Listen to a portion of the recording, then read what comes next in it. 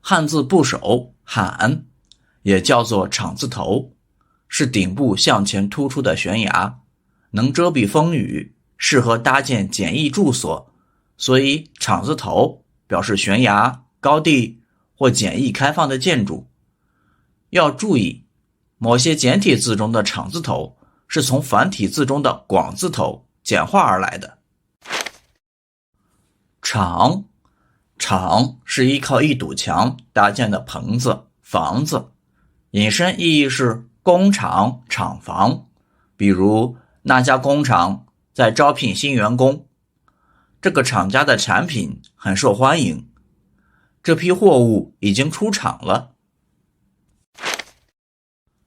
崖像山的陡峭侧面，也就是山崖，比如不要站在悬崖边上，这座山崖很高，前面没有路了，出现了一个断崖。岸字像水边的高地或山崖，干表示字音，引申意义是河岸、海岸，高大的，比如岸上有人在唱歌，河流两岸开满鲜花，这个城市有一片金色的海岸。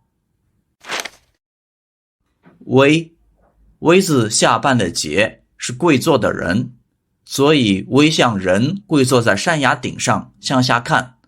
又高又危险，所以危的意义是高、危险，比如抽烟对身体有危害，悬崖上非常危险，我们正处于危机之中。源字像山崖下面有水从洞穴中流出，所以源字本意是水的源头，引申意义是开始的、根源、原因，比如原来你是这样想的，他们找到了事故的原因。这个产品的原料是什么？后字敞字头代表山崖，后像盛物的坛子，山崖下是居住的地方。厚字形容家里积累的物资很多，像山崖一样厚重。厚字意思就是深厚、厚重，比如他们结下了深厚的友谊，这块钢板的厚度是1厘米，投资得到了丰厚的回报。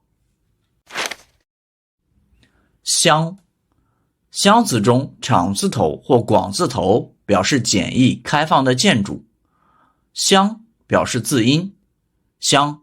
还可表达在旁边辅助的意义。乡的意义是正屋两边的房屋，引申意义是像房屋一样的地方，比如我们坐在车厢里，他租了一间包厢，这是一辆2厢车。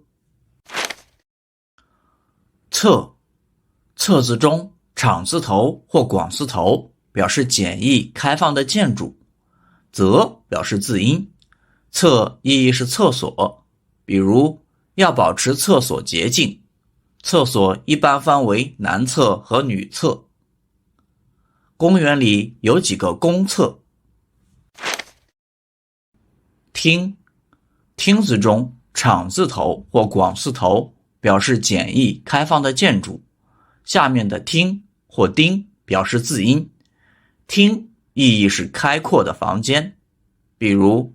我们在餐厅用餐，大厅里人来人往，我们的客厅很舒适。厨字中敞字头或广字头表示简易开放的建筑，下面的住表示字音，